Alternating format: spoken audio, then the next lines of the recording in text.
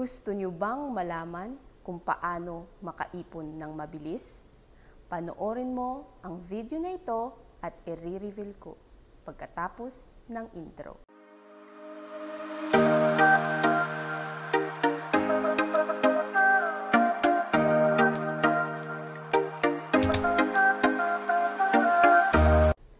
Hi, my name is Beverly Jones at ngayong araw pag-usapan natin kung paano makaipon ng mabilis.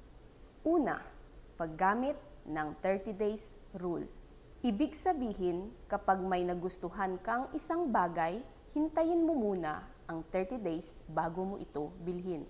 Sa pamamagitan nito, maiiwasan mo ang impulse buying or emotional buying. Dahil dito, nabibigyan mo ang iyong sarili na makapag-isip kung gusto mo ba ito or hindi. Kapag ginawa mo ito, chances are, malamang mura mo na ito bilhin.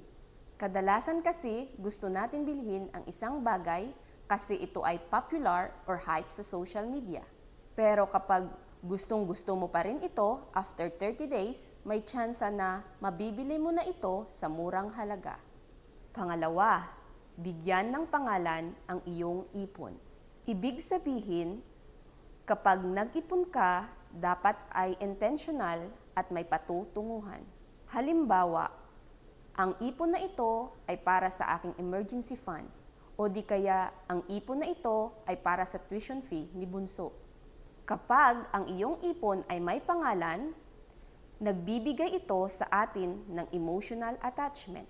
Isipin mo to ha, gusto mo bang bawasan ang inipon mong pera na para sana sa tuition fee ni Bunso mo? Di ba hindi? So, makokonsensya ka. Sa ganitong paraan, makakaipon ka ng mabilis.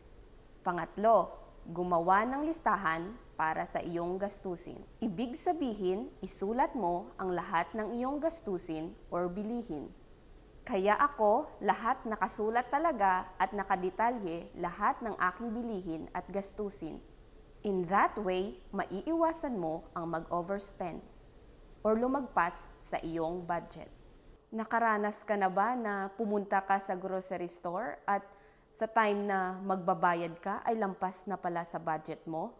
Kaya kailangan talaga nating ilista ang ating mga bilihin kasi kung i-memorize lang natin ito ay malamang makalilimutan natin ito at maglalagpas tayo sa budget. Type agree naman sa comment section if agree kayo. Pang-apat na tips upang makaipon ng mabilis.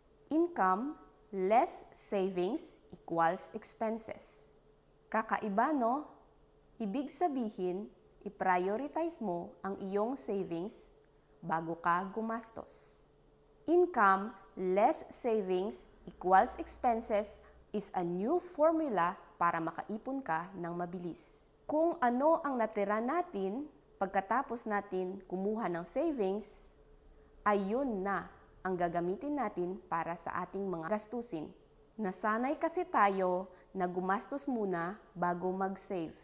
Kaya kung yan ang susundin mo, malamang walang matitira sa'yo. Gets nyo ba? Type naman sa comment section if na-gets nyo para malaman ko. Panglima, huwag ikumpara ang iyong sarili sa iba. Stop comparing yourself to others. Yung nagsi-self-pity ka na mabuti pa sa ganito, ganyan, meron. Iwasan mo ang yang ugali. Kung gusto mo makapag-ipon ng mabilis. Ibig sabihin, makontento ka muna kung ano ang kakayahan mo ngayon. Huwag mong kaawaan ang iyong sarili to the point na mangungutang ka na. Magsumikap ka muna at magtiis at hindi mo kailangang makipagsabayan sa iba. Babaan mo ang pride mo at kung gustong-gusto mo pa rin itong bilhin, balikan mo ang tip number 2 na binigay ko para mapag-ipunan mo ito ng mabilis. Nagustuhan nyo ba? If nagustuhan nyo, gagawa tayo ng part 2. Hanggang dito na lang po tayo at see you in my next video. Don't forget to like, share, and subscribe. Again, it's me, Beverly Jones. Always remember to believe in yourself. Maraming salamat po.